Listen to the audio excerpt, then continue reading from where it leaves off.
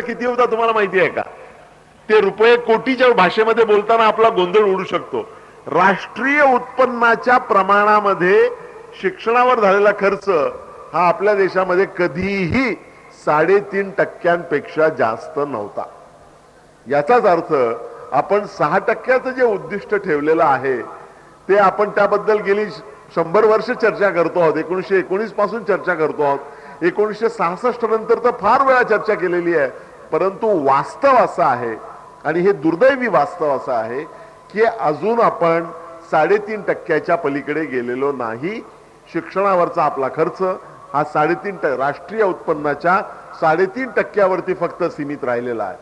गेल्या 2 वर्षामध्ये त्याच्यामध्ये मोठ्या प्रमाणावर बदल होत आहेत. आता मागच्या या वर्षीच्या बजेटच्या आधी गेल्या वर्षीच्या बजेटमध्ये तुम्हाला आठवत असेल की शिक्षणाला फार महत्त्व आपण देतो आहोत आणि शिक्षणावरती फार मोठ्या प्रमाणात आपण खर्च करणार आहोत अशी घोषणा केली गेली आणि शिक्षणावरच्या खर्चामध्ये 35% वाढ आपण करतो आहोत असा दावा केला गेला आणि त्या आकडेवारी आपल्याला एवढे 1000 कोटी एवढे लाख कोटी अशा प्रमाणात सांगितली गेली. तुम्हाला त्यातलं वास्तव माहिती आहे का?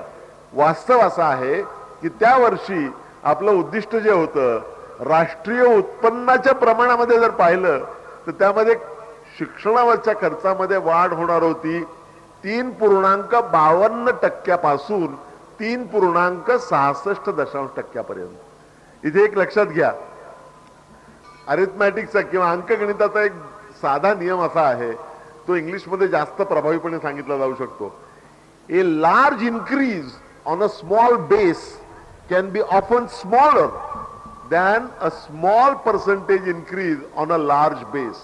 तुमचा पाया जर छोटा असेल तर त्याच्यावरती खूप मोठी टक्केवारीने झालेली वाढ ही कित्येक वेळा मोठ्या पायावर कमी टक्केवारीने झालेल्या वाढीपेक्षा कमी असते. आपल्याला सांगितलं गेलं तर 35% वाढ करतोय, तब्बल 35%. पण ही 35% वाढ ही इतक्या छोट्या बेसवरती होती की राष्ट्रीय उत्पन्नाच्या प्रमाणामध्ये शिक्षणावर झालेला खर्च जो वाढणार होता तो 3.52% पासून 3.66% पर्यंत. या वर्षीच्या बजेटमध्ये पुन्हा आपल्याला सांगितलं गेलं की 20% आपण भरघोस वाढ करतो आहोत आणि ते खरंच आहे आणि ते स्तुत्यच आहे. मात्र त्यातून आपण फार आपल्या उद्दिष्टाच्या जवळ जातो आहे असं मानण्याचं कारण नाही. ही 20% वाढ झाल्यानंतर राष्ट्रीय उत्पन्नाच्या प्रमाणामध्ये शिक्षणाचं प्रमाण किती वाढणार आहे, शिक्षणावरच्या खर्चाचं प्रमाण किती वाढणार आहे तुम्हाला माहिती आहे का? 3.66% पासून 3.75% पर्यंत.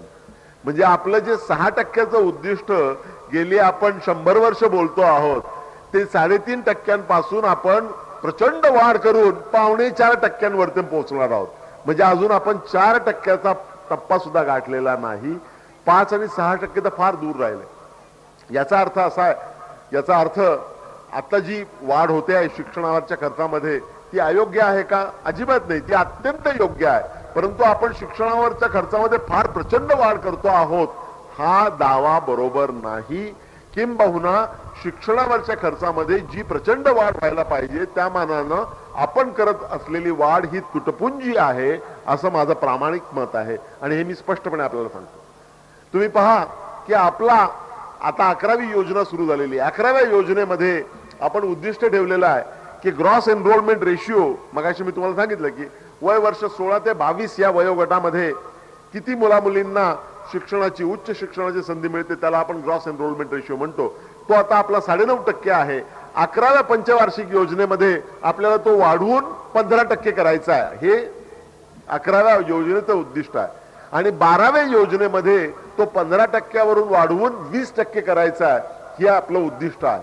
याचा अर्थ म्हणजे आता प्लॅन केलेल्या सगळ्याच गोष्टी साध्य होतात असं नाही, पण त्या साध्य होतील असं गृहीत धरलं तरी सुद्धा पुढच्या 10 वर्षामध्ये ज्यावेळी तरुणाईचं वरदान आपल्याला लाभणार आहे त्या 10 वर्षामध्ये शिक्षणावरच्या खर्चाचं प्रमाण वाढणार आहे किंवा एनरोलमेंट रेशिओ वाढणार आहे 9.5% पासून 20% पर्यंत. आज मितीला विकसनशील देश, प्रगत देश सोडून द्या, भारतासारखे जे विकसनशील देश आहे याची सरासरी किती आहे ग्रॉस एनरोलमेंट रेशिओ? आज मितीला सुद्धा तो 21% आहे. म्हणजे जोपर्यंत म्हणजे आता जी जगाची सरासरी आहे विकसनशील देशाची सरासरी ती गाठण्यासाठी आपल्याला आणखी 10 वर्ष लागणार आहेत आणि तोपर्यंत जगाची सरासरी जी आहे विकसनशील देशाची ती कदाचित 30% गेलेली असेल. मुद्दा इथे असा आहे की आर्थिक महासत्ता होण्याची स्वप्न पाहणारा आपला देश आपण शिक्षणावरती वाढीव खर्च करतो आहोत ते योग्यच आहे, मात्र जी वाढ करतो आहोत ती समर्थनीय नाही. त्यापेक्षा खूप मोठ्या प्रमाणावर वाढ करणं ही काळाची गरज आहे. हा मुद्दा मला आपल्याला समजावून सांगायचा. हा दुसरा मुद्दा होता. शिक्षणाची आजची अवस्था आहे, शिक्षणाकडे पाहताना उच्च शिक्षणाकडे पाहताना 3 पैलूंकडे आपल्याला पाहावं लागतं. एक तर ऍक्सेस म्हणजे किती टक्के लोकांना मुला मुलींना उच्च शिक्षणाची संधी मिळते ज्याच्याबद्दल आपण आताच बोललेलो आहोत. ऍक्सेस हा एक भाग आहे, इक्विटी हा दुसरा भाग आहे आणि इफिशियन्सी हा तिसरा भाग आहे. म्हणजे आपण किती टक्के मुला मुलींना उच्च शिक्षणाची संधी मिळते हा एक भाग, दुसरा भाग त्याच्यामध्ये शिक्षणाच्या क्षेत्रामध्ये समतेचं वातावरण आहे का, समान संधी तिथे उपलब्ध आहे का, हा इक्विटीचा भाग, आणि तिसरा आपण जे शिक्षण देतो त्याच्या गुणवत्तेचा भाग. माझं असं म्हणणं आहे की या तिन्ही बाबतीमध्ये आपण खूप मागे पडलेलो आहोत आणि याच्यामध्ये मोठ्या प्रमाणावर सुधारणा होण्याची गरज आहे. ऍक्सेस बद्दल तुम्ही बोललोय, इक्विटी बद्दल तुम्ही घ्या. आज मितीला आपण पाहतो आहोत की खासगी शिक्षण संस्था आहेत मोठ्या, पुणे विद्यापीठासारखी शासकीय विद्यापीठ तर आहेत, परंतु खासगी शिक्षण संस्थांचं डीम्ड युनिव्हर्सिटी झालेल्या आहेत. आज मितीला म्हणजे जरी आपण कागदोपत्री सर्वांना शिक्षणासाठी प्रवेश असला तरी आपल्याला सर्वांना माहिती आहे, इथे असलेल्या अनेक पालकांच्या वेदना माझ्यापर्यंत पोहोचलेल्या आहेत. मेडिकलला तुम्हाला ऍडमिशन घ्यायचं असेल किंवा इंजिनिअरिंगला ऍडमिशन घ्यायचं असेल किंवा कुठल्याही प्रोफेशनल कोर्सला ऍडमिशन घ्यायचं असेल तर किती लाख रुपये मोजावे लागतात हे मी तुम्हाला सांगण्याची गरज नाही. आणि ते करण्याची क्षमता किती लोकांमध्ये आहे. म्हणजे आपण एकीकडे शिक्षणाचं मुक्तद्वार सगळ्यांना देतो आहोत, परंतु दुसरीकडे खासगी शिक्षण संस्थांच्या माध्यमातून इतके पैसे मागितले जातात आणि इतके पैसे घेतले जातात की त्यामुळे ऍक्सेस, शिक्षणाचा ऍक्सेस कागदोपत्री जरी सगळ्यांना उपलब्ध असला तरी वास्तवामध्ये तो ऍक्सेस मिळणं आणि खासगी शिक्षण संस्थांमध्ये मिळणं हे दुरापास्त झालेलं आहे. हे सर्वसामान्य माणसाच्या, मध्यमवर्गीयांच्या, मी तर म्हणेन उच्च मध्यमवर्गीयांच्या सुद्धा आवाक्याच्या बाहेरचं होऊ लागलेलं आहे आणि त्याच्या सगळ्यांच्या वेदना आपल्या ज्या असतील त्या मला जाणवतात, मला मला मला त्या पहिल्यापासून जाणवत आहेत. आणि ज्या तक्रारी येतात त्या आपण ऐकतो, मेडिकलसाठी 50 लाख रुपये द्यायला लागतात, 60 लाख रुपये द्यायला लागतात, अशी आकडेवारी आपण ऐकतो. हे खासगी विद्यापीठांबद्दल मी बोलतो आहे. पुण्यासारख्या शासकीय विद्यापीठ जे आहे तिथे असा प्रकार नाही, परंतु प्रोफेशनल कोर्सेसमध्ये खासगी शिक्षण संस्थांच्या वतीनं जी प्रचंड फी आकारली जाते त्याच्याबद्दल त्यामुळे अनेकांना आपल्या मुलांना, मुलींना, विद्यार्थ्यांना प्रवेश घेता येत नाही आणि कागदोपत्री जरी तो प्रवेश उपलब्ध असला तरी तो ऍक्सेस इफेक्टिव्ह नसतो. आणि म्हणून या देशातल्या शासकीय शिक्षण संस्थांना बळ देण्याची आणि त्यांची संख्या खूप मोठ्या प्रमाणावर वाढवणं ही काळाची गरज आहे. त्या दृष्टीने काही अतिशय महत्वाच्या घोषणा या सरकारने केलेल्या आहेत. अनेक नवीन विद्यापीठं होणार आहेत. नॅशनल नॉलेज कमिशनने असं म्हटलेलं आहे की आज मितीला आपल्या देशामध्ये 300 विद्यापीठ आहेत, 1500 विद्यापीठं झाली पाहिजेत आणि त्या दृष्टीने काही महत्वाची पावलं उचलली गेलेली आहेत. त्यामुळे शासकीय विद्यापीठांना बळ देण्याचं आणि नवीन कॉलेजेस, नवीन विद्यापीठं तयार करण्याचं प्रमाण मोठ्या प्रमाणावर सुरू होतं आहे. ही निश्चितपणे महत्वाची आणि मोलाची गोष्ट आहे. मात्र ते प्रमाण फार लवकर आणि फार मोठ्या प्रमाणावर ते ही प्रक्रिया पुढे गेली पाहिजे असं मला इथे मुद्दाम सांगायचं वाटतं. गुणवत्तेच्या बाबतीत तर मी नंतर येणारच आहे. शिक्षणाकडे पाहताना कुठल्याही विद्यापीठाचं बेसिक मी असं एक सर्वसाधारण विधान केलं की शिक्षण क्षेत्राची आज मितीला जी अवस्था आहे ती अजिबात दिलासाजनक नाही. आणि हे मी जबाबदारीने बोलतो आहे. ही दिलासाजनक का नाही हे मी तुम्हाला आता समजावून सांगणार आहे. कुठल्याही शिक्षण संस्थेची रिव्ह्यू करताना, आढावा घेताना 3 वेगवेगळ्या पैलूंचा विचार करावा लागतो. कुठल्याही विद्यापीठाची मुख्य कामं काय असतात, कुठल्याही विद्यापीठाची मुख्य कामं मला असं वाटतं की 3 असतात आणि हे परंपरेने चालत आलेलं आहे परंतु त्यातल्या काही बाबींचा आपल्याला विसर पडलेला आहे. ही 3 कामं कोणती? कुठल्याही विद्यापीठाची मुख्य 3 कामं जी असतात, पहिला अर्थात विद्येचं आदान प्रदान करणं हा विद्यापीठाची पहिली जबाबदारी आहे. दुसरी जबाबदारी जी आहे ती संशोधन करण्याची आहे. आणि तिसरी जी जबाबदारी आहे ती सामाजिक बांधिलकीची जाणीव निर्माण करण्याची आहे. आणि या 3ही बाबतीमध्ये आपण फार मोठ्या प्रमाणावर मागे पडलेलो आहोत. आणि ते मी तुम्हाला समजावून सांगणार आहे कसे आपण मागे पडलेलो आहोत आणि त्या बाबतीत काय करण्याची गरज आहे आणि त्या बाबतीत पुणे विद्यापीठ काय करतं आहे हे मला तुम्हाला सांगायचं. पहिला मुद्दा घ्या, शिक्षणाच्या आदान प्रदानाचा. शिक्षण आपल्याला, तुम्हाला आश्चर्य वाटेल, त्याच्यात अनेक प्रश्न आहेत, अनेक समस्या आहेत. त्यातल्या प्रमुख 2 समस्या तुम्हाला मी सांगतो. पहिली समस्या अशी आहे की आपण विद्यापीठामध्ये, कॉलेजेसमध्ये जे अभ्यासक्रम राबवतो, तुमच्यापैकी अनेकांना ऐकून धक्का बसेल, त्यातले अनेक अभ्यासक्रम हे गेले अनेक वर्ष रिवाइज केलेले नाहीत. तुम्ही पहा, काही अभ्यासक्रम 5 वर्ष 10 वर्ष रिवाइज केलेले नाहीत. असे अनेक अभ्यासक्रम आहेत जे 15 20 25 30 वर्ष ज्याचं पुनर्लेखन केलेलं नाही. आपण सगळ्या जाणतो आपण की सगळं जग फार झपाट्यानं बदलतं आहे. आणि हे सगळं जग झपाट्यानं बदलत असताना आपण मात्र आपले जे सिलेबाय आहेत, आपले जे अभ्यासक्रम आहेत, त्याचं पुनर्लेखन करण्याचं काम मात्र केलेलं नाही. आणि त्यातून एक परिणाम असा झालेला आहे की आपण जे विद्यापीठातून, जे महाविद्यालयातून शिकवतो त्यापैकी बरंचसं शिक्षण कालबाह्य झालेलं आहे. म्हणजे आपण कालबाह्य झालेलं शिक्षण देतो आहोत. तुम्हाला माहिती आहे, नाशिकचे लोक, म्हणजे मी लहानपणी नेहमी ऐकलेलं आहे, कित्येक वेळा असं म्हणतात, म्हणजे माझ्या घरात मी बोललेलं ऐकलेलं आहे, शिकला तो हुकला असं म्हणतात. याचा अर्थ काय होतो? म्हणजे शाळेत गेल्यामुळे आणि महाविद्यालयामध्ये गेल्यामुळे जो कॉमन सेन्स असायला हवा होता तो, किंवा जो कॉमन सेन्स होता तोही शाळेमध्ये गेल्यामुळे गेलेला आहे. शिक्षण घेतल्यामुळे कॉमन सेन्स कमी होतो, मग हे शिक्षण काय कामाचं? याचा अर्थ असा आहे की आपण बदलत्या परिस्थितीप्रमाणे अभ्यासक्रमांचं पुनर्लेखन केलेलं नाही. त्यामुळे अनेक बाबतीमध्ये, म्हणजे त्याच्या बाबतीमध्ये एक विनोद सांगितला जातो छोटासा, की कुठला तरी एक मुलगा अभ्यास शिकवत असताना तो नोट्स घेत नव्हता, म्हणून त्याच्या प्राध्यापिकेने त्याला विचारलं, तू लिहून का घेत नाही, नोट्स का घेत नाही? तो म्हणाला, माझ्याकडे या विषयावरच्या नोट माझ्या बापाने लिहिल्या होत्या, त्या नोट आहेत, तुम्हीच त्याला शिकवत होता आणि त्याच्या नोट्स माझ्याकडे आहेत. मुद्दा इथे असा आहे की आपण तेच अभ्यासक्रम कितीही कालविसंगत झाले तरी आपण ते शिकवतो आहोत. सगळ्याच बाबतीत इतकी वाईट परिस्थिती नाही, परंतु अनेक अभ्यासक्रम काही 5 वर्षामध्ये रिवाइज झालेले नाहीत, काही 10 वर्षात रिवाइज झालेले नाहीत, काही 20 वर्षात, काही 30 वर्षात रिवाइज झालेले नाहीत. किंवा ज्यावेळी रिवाइज झालेलं त्यावेळी थातूर मातूर इकडचं तिकडे काना मात्रा बदललेला आहे, मूलगामी असा बदल केलेला नाही. आणि इतक्या झपाट्याने, आता तुम्ही ऑक्सफर्डचं उदाहरण घ्या, ऑक्सफर्ड किंवा केम्ब्रिजचं, तुम्हाला आश्चर्य वाटेल की गेल्या 200 वर्षामध्ये केम्ब्रिज सारख्या विद्यापीठाने किंवा ऑक्सफर्ड सारख्या विद्यापीठानं आपला अभ्यासक्रम 147 वेळा बदललेला आहे. 147 वेळा त्यांनी अभ्यासक्रम बदललेला आहे. आणि आपण मात्र आपले अभ्यासक्रम जे आहेत ते बऱ्याच प्रमाणात कालविसंगत झालेले असून सुद्धा आपण ते बदललेले नाहीत.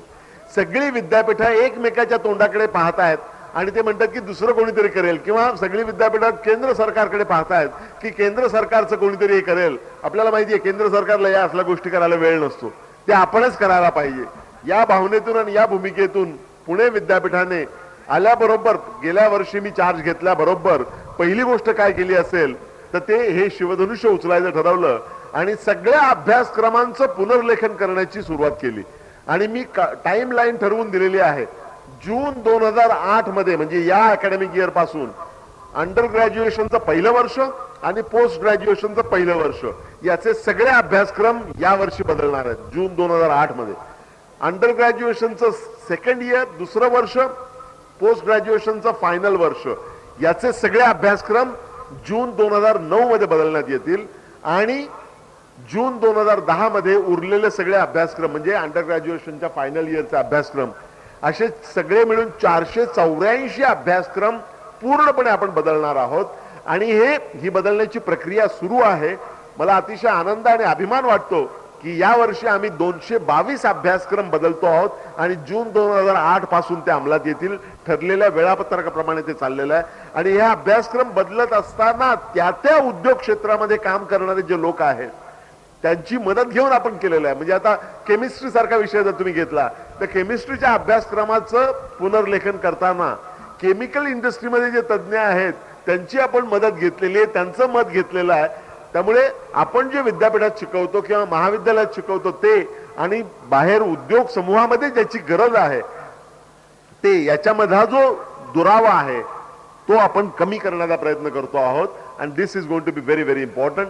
484 अभ्यासक्रमांचं पुनर्लेखन आपण करणार आहोत 3 वर्षामध्ये. हे शिवधनुष्य पुणे विद्यापीठाने उचललेलं आहे आणि पहिल्या वर्षाचं वेळापत्रकाप्रमाणे 222 अभ्यासक्रमांचं पुनर्लेखन होऊन ते आता वेबसाईटवरती आपण टाकतो आहोत. तुम्ही आणखी एक पाहिलं असेल की पूर्वी रिव्हिजन होत नव्हतं असं नाही. तुमच्यापैकी अनेकांच्या लक्षात एक आलेलं आहे का की रिव्हिजन पुढे पुढे ढकलायचं आणि म्हणजे असा पॅटर्न एक ठरलेला होता अनेक ठिकाणी, सगळ्या बाबतीत नाही परंतु काही ठिकाणी असं झालेलं आहे की अभ्यासक्रम बदलायचे पण ते त्याची डेट पुढे पुढे ढकलत जायची आणि मेच्या अखेरीस किंवा जूनच्या मध्यावरती ते अभ्यासक्रम रिवाईज होऊन येणार. ते थातुरमातुरच रिवाईज केलेले असायचे कारण ते त्यावेळी रिवाईज करायचे. तुम्ही नोट केलेलं असेल कित्येक वेळा आपण पाहतो की कॉलेजचं वर्ष चालू होतं पाठ्यपुस्तकं आलेली नसतात परंतु त्या विषयाची गाईड्स मात्र आलेली असतात. हा योगायोग असतो का? हा बऱ्याच वेळी हा योगायोग नसतो. ज्यावेळी अभ्यासक्रम रिवाईज करायचं काम ज्यावेळी चाललेलं असतं त्यावेळी तो अधिकृतपणे रिलीज करायचा नाही, तो पुढे ढकलत जायचं. तो रिलीज केल्यानंतर मग लोक पुस्तकं लिहिणार आणि ती पुस्तकं काढणार. त्याच्या आधी तो सिलेक्टिव्हली लीक करायचं काम अनेक ठिकाणी झाल्याचं मी ऐकलेलं आहे.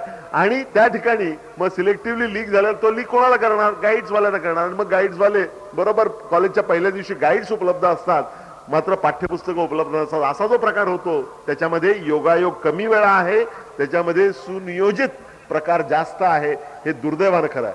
आपल्याकडे शिक्षक सुद्धा गाईड्स वापरताना पाहतो. जगात त्या पाठीवर कुठेही शिक्षक गाईड्स वापरताना तुम्हाला दिसणार नाही. आपल्याकडे पाठ्यपुस्तकांचं स्टँडर्डायझेशन सुद्धा आपण केलेलं नाही. आपण असं म्हणतो का हे पाठ्यपुस्तक आहे हे अधिकृत आपण व्हेरीफाय केलेलं असतं का की गाईड जी उपलब्ध आहे त्याच्यामध्ये असलेली सगळी माहिती बरोबर आहे आणि अभ्यासक्रमामध्ये आवश्यक असलेली सगळी माहिती या गाईडमध्ये दिलेली आहे असं आपण सर्टिफाय करतो का? आपण ते करत नाही. प्रमाणीकरण आपण केलेलं नाही. ते करण्याची गरज आहे आणि ते पुढे आपण हातात घेणार आहोत. त्यामुळे अभ्यासक्रमांचं पुनर्लेखन ही अतिशय महत्वाची काळाची गरज आहे आणि मला आनंद वाटतो की पुणे विद्यापीठाने त्यात पाऊल उचललेलं आहे. हा पहिला प्रश्न आहे. विद्येच्या आदान प्रदानाबद्दल आपण बोलतो. दुसरा प्रश्न आहे तो आणखी गंभीर आहे. तो म्हणजे शिक्षक. म्हणजे आता मी सगळ्या ठिकाणी नाशिकमध्ये मी सगळीकडे गेलेलो आहे. नाशिक जिल्ह्यामध्ये नगर, पुणे आणि या सगळ्या ठिकाणी जाऊन मी ज्यावेळी शिक्षकांशी बोलतो त्यावेळी माझा एक प्रयत्न पहिल्या काही महिन्यांमध्ये होता की त्यांना टेस्ट करण्याचा की त्यांना त्यांच्या विषयाचं अद्ययावत ज्ञान आहे का असा प्रश्न मी स्वतःला विचारत होतो. म्हणजे अर्थशास्त्राच्या प्राध्यापकांशी बोलताना त्यांनी लेटेस्ट काय वाचलेलं आहे, त्यांना अर्थशास्त्रामधले लेटेस्ट काही गोष्टी माहिती आहेत का, वेगवेगळ्या विषयावरचं असं मी इन्फॉर्मली ज्यावेळी अनौपचारिक प्रकारे मी टेस्ट केलं त्यावेळी मला धक्का बसला आणि मी अतिशय उद्वेगानं हे सांगतो आहे. माझी अशी खात्री पटलेली आहे की जवळजवळ निम्म्यापेक्षा जास्त शिक्षकांना त्यांच्या विषयातलं अद्ययावत ज्ञान नाही. पुन्हा हे मी जबाबदारीने बोलतो आहे. हे मी बोलतो ते अनेक शिक्षकांना आवडत नाही परंतु ही वस्तुस्थिती आहे. मी तर असे शिक्षक पाहिलेले आहेत, असे प्राध्यापक पाहिलेले आहेत की ते MA आणि MSc करत असताना त्यांनी ज्या नोट्स काढल्या होत्या त्या पिवळ्या पडलेले कागद घ्यायचे आणि त्या नोट्सवरती वेळ मारून न्यायची असं काम अनेक ठिकाणी चाललेलं आहे. मला असं वाटतं की अत्यंत दुर्दैवी आहे आणि याच्याकडे आपण योग्य ते लक्ष दिलेलं नाही. आपल्याला या दोन्ही समस्या ज्या आहेत या दोन्ही समस्यांना सामोरं जाणं ही काळाची गरज आहे. या सगळ्या शिक्षकांना प्रशिक्षण देण्याची आणि त्यांच्या विषयातलं अद्ययावत ज्ञान त्यांना प्राप्त व्हावं यासाठी आपल्याला शर्थीचे प्रयत्न करावे लागणार आहेत. आणि मला आनंद वाटतो की पुणे विद्यापीठाच्या वतीनं आपण त्याचा एक महत्वाकांक्षी कार्यक्रम लवकरच आपण हाती घेतो आहोत. परंतु शिक्षकांचं प्रशिक्षण ही अतिशय महत्वाची बाब आहे. म्हणजे तुम्ही जर विद्यार्थ्यांच्या दृष्टिकोनातून पाहिलं मला असं वाटतं की याच्यापेक्षा भयंकर काय असू शकतं की अभ्यासक्रम पुनर्रचना न झालेले अभ्यासक्रम अप टू डेट न झालेले अभ्यासक्रम आणि अप टू डेट नॉलेज नसलेले शिक्षक. This is the lethal combination under which we are suffering. मला असं वाटतं की विद्यार्थ्यांच्या दृष्टिकोनातून यापेक्षा दुसरी वाईट बाब असू शकत नाही आणि या दोन्ही बाबतीमध्ये आपल्याला जाणीवपूर्वक शर्थीचे प्रयत्न करावे लागतील आणि ही काळाची गरज आहे. त्यामुळे हा पहिला मुद्दा होता. शिक्षणाच्या विद्येच्या आदान प्रदानाबद्दल या दोन प्रमुख समस्या आहेत. इतर अनेक समस्या आहेत पण त्याच्याकडे मी जात नाही. दुसरा मुद्दा जो त्यामध्ये होता, दुसरा पैलू, तो होता संशोधनाचा. आपला असा समज आहे की आपण संशोधनामध्ये फार पुढे आहोत आणि जगातल्या इतर चीन सारख्या देशांच्या पेक्षा तर आपण फारच पुढे आहोत असा आपला एक गोड गैरसमज आहे. तुम्हाला आश्चर्य वाटेल की अलीकडच्या काळामध्ये जे आता आपण आयटीचं इथे एवढं प्राबल्य वाढलेलं आहे म्हणतो भारतामध्ये. IT represents not income tax, it not information technology, it represent Indian talent असं म्हटलं जातं आणि आपण निश्चितपणे आयटी मध्ये खूप प्रगती केलेली आहे. तुम्हाला आश्चर्य वाटेल, गेल्या वर्षी आपल्या देशाभरामध्ये आयटी मध्ये किती विद्यार्थ्यांनी पीएचडी केलेली आहे? 26 विद्यार्थ्यांनी. त्याच वर्षी चीनमध्ये किती विद्यार्थ्यांनी आयटी मध्ये पीएचडी केलेली आहे? 2600 विद्यार्थ्यांनी. हा फरक आहे. इथे संशोधनाच्या कामामध्ये आपण खूप मागे पडलेलो आहोत आणि त्याची आपल्याला जाणीव सुद्धा नाही. किंबहुना आपण असा गोड गैरसमज करून घेतलेला आहे की भारतामध्ये इंग्रजी भाषा वापरण्याचं प्रमाण खूप जास्त आहे आणि चीन सारख्या देशापेक्षा तर खूपच जास्त आहे आणि आपल्याकडे खूप मोठं प्रशिक्षित मनुष्यबळ आहे. यस, ही सगळी जी आकडेवारी आपल्याला सांगितली जाते ती ऍब्सोल्यूट टर्म्स मध्ये असते, संख्येची. ती आपल्या गरजेच्या प्रमाणाशी जर तुलना जर केली तर प्रशिक्षित मनुष्यबळाचा तुटवडा आपल्याला काही काळानंतर निर्माण होण्याची शक्यता नाकारता येत नाही. किंबहुना ती शक्यता ऑलरेडी निर्माण झालेली आहे असं मला वाटतं. संशोधनाच्या बाबतीमध्ये तुम्ही लक्षात घ्या, 1985 सालपर्यंत भारतातल्या सगळ्या विद्यापीठातून पुढे येणारं जे शिक्षण आहे, संशोधन आहे, ते आणि चीन मधल्या सगळ्या विद्यापीठातून बाहेर येणारं संशोधन याची तुलना जर केली तर ते समसमान होतं. म्हणजे संख्येच्या प्रमाणात आणि गुणवत्तेच्या प्रमाणात ते जवळजवळ सारखं होतं 1985 सालपर्यंत. इथे मी ज्यावेळी संशोधन म्हणतो त्यावेळी वर्तमानपत्रातले लेख याला मी संशोधन म्हणत नाही. संशोधन कशाला म्हणतात की त्या त्या विषयाचे जे रेफरीड जर्नल्स असतील, म्हणजे ते देशी असतील विदेशी असतील, विशेष करून आंतरराष्ट्रीय जर्नल, याच्यामध्ये किती पेपर्स येतात तो खरा रिसर्च असं जगन्मान्य. 1985 सालपर्यंत भारत आणि चीन या दोन्ही देशांमध्ये सर्वसाधारणपणे समसमान असं प्रमाण होतं.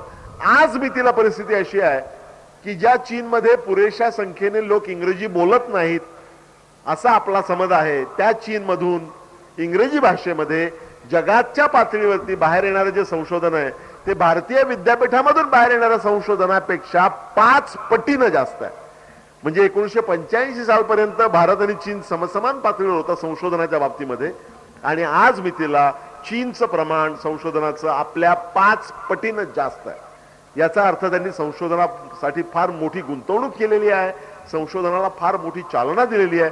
कुठल्याही देशाचा आर्थिक विकास, म्हणजे आपण दोन्ही देश अतिशय वेगाने विकास होतोय, पण हा विकास जर आपल्याला चिरस्थायी करायचा असेल, हा विकासाचा दर आपल्याला जर सस्टेनेबल करायचा असेल तर त्याला रिसर्च अँड डेव्हलपमेंटची जोड दिल्याशिवाय गत्यंतर नाही.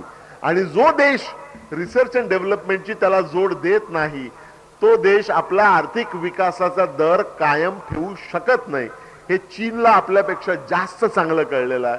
चीनने अतिशय वेगाने विकास केलेला आहे आणि त्याचबरोबर रिसर्च अँड डेव्हलपमेंट वरती फार मोठ्या प्रमाणावर गुंतवणूक केलेली आहे. त्या बाबतीत आपण खूप मागे पडलेलो आहोत आणि तिथेही काय महत्वाच्या गोष्टी करणं ही काळाची गरज आहे असं मला वाटतं. पुणे विद्यापीठाने त्या बाबतीमध्ये अतिशय महत्वाची अशी पावलं उचलली आहेत. हे मी आनंदानं आणि अभिमानानं तुम्हाला सांगू इच्छितो. 2 पावलं आपण उचललेली आहेत. गेल्या वर्षी गेल्या अकॅडमिक इयर मध्ये पुणे विद्यापीठाने 5 कोटी रुपयाची गुंतवणूक संशोधनासाठी केली आणि एवढ्या मोठ्या प्रमाणावर गुंतवणूक करणारं, स्वतःच्या फंड्स मधून एवढी मोठी गुंतवणूक करणारं पुणे विद्यापीठ हे आपल्या देशातलं एकमेव विद्यापीठ आहे. मागच्या वर्षी 5 कोटी आणि या वर्षीच्या बजेटमध्ये आपण त्यासाठी तब्बल 8 कोटी रुपयाची प्रोव्हिजन केलेली. बरं, ही प्रोव्हिजन जी आहे तुम्हाला माहिती आहे का की असा एक समज आपल्याकडे तयार झालेला आहे भारतीय विद्यापीठांमध्ये, पुणे विद्यापीठात तो होता की संशोधन वगैरे जे आहे ना ते विद्यापीठामध्ये व्हावं.